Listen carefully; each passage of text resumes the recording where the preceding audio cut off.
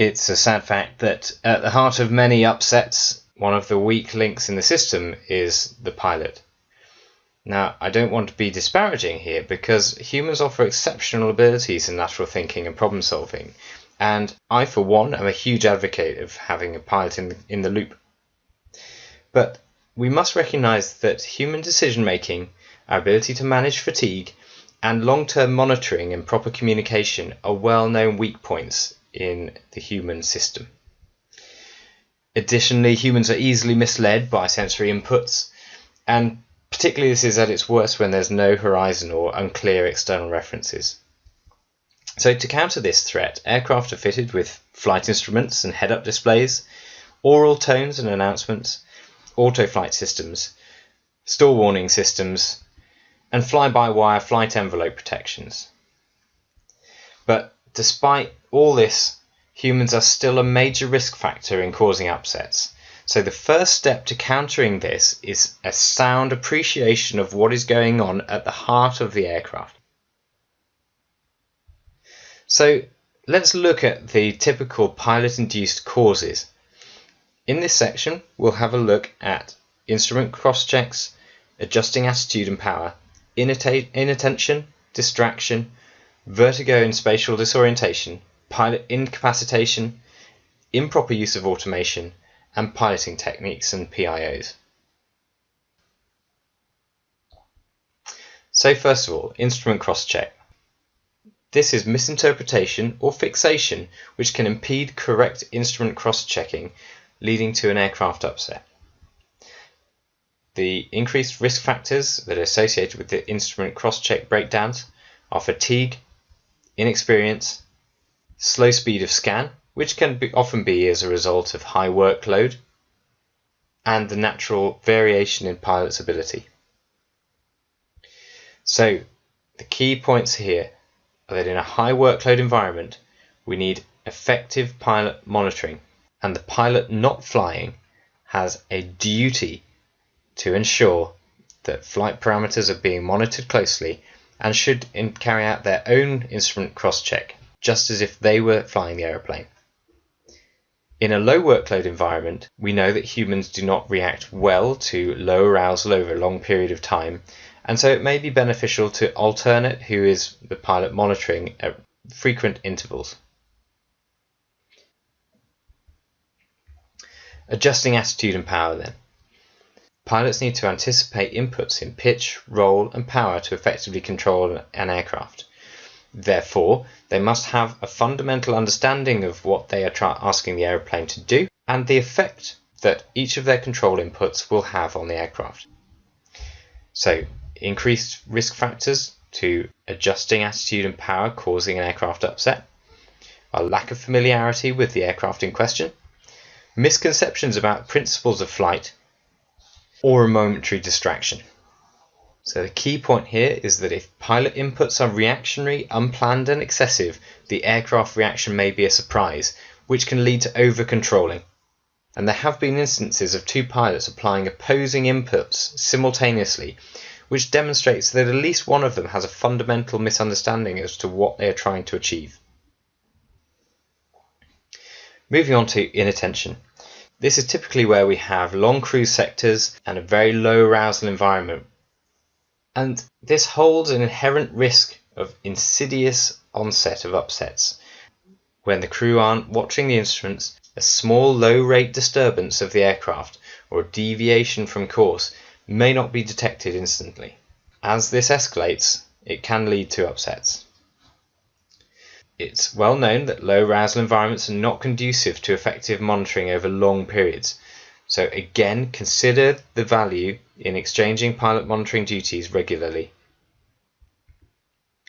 Moving on to distraction. This is where we have an incorrect prioritization of workload due to external events or demands. The increased risk factors associated are engine anomalies, getting stuck into trying to diagnose a slight variation in an instrument indication whilst neglecting the primary job of flying the aeroplane safely. Aircraft caution lights similarly can be very alluring to the crew to monitor those and deal with that crocodile seemingly closest to the canoe rather than flying the aeroplane itself. Air traffic control demands, you can guarantee that they will come at the worst possible time. High workload environments, for instance, a complex approach into a busy airport, may lead to an incorrect prioritization. So a part of the effective monitoring duty of the pilot not flying has to be in thinking about the workload. Consider techniques for verbally drawing attention to the primary duty of flying the aeroplane for the pilot flying. This is covered at great length by crew resource management courses, so I won't labour this point, but think about questions that you could ask, such as, which speed are you going to capture? Overall though, remember that your priorities, as you were taught in your very early days of flying, are always to aviate, navigate, communicate. Moving on to vertigo and spatial disorientation.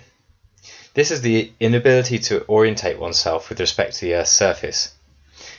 Somatogravic illusions, the feeling that gravity is somewhere other than where it actually is, can generate feelings such as leaning when upright or climbing when accelerating, and can mask high rotation rates. So increased risk factors for this are when flying at night with little in the way of external references, in certain weather conditions, distraction from instrument cross-checks which have been giving you the opportunity to reorientate yourself, and also fatigue and intoxication can be key factors. Both pilots need to be aware of this risk and be prepared to hand over and take over control if the other pilot becomes disorientated, and be aware that this can happen really at any time. Good training, flight planning and knowledge of procedures does reduce the risk because it will pre-prepare your mind as to what is about to happen to you. But overall, good instrument cross-checks greatly reduce the risk, and when disorientated, you have no option but to trust the instruments. Pilot incapacitation. This is the situation where one pilot has lost consciousness or become incapacitated and perhaps has impeded the control movement or is leaning on the controls. It also relates to the potential of a hijack scenario.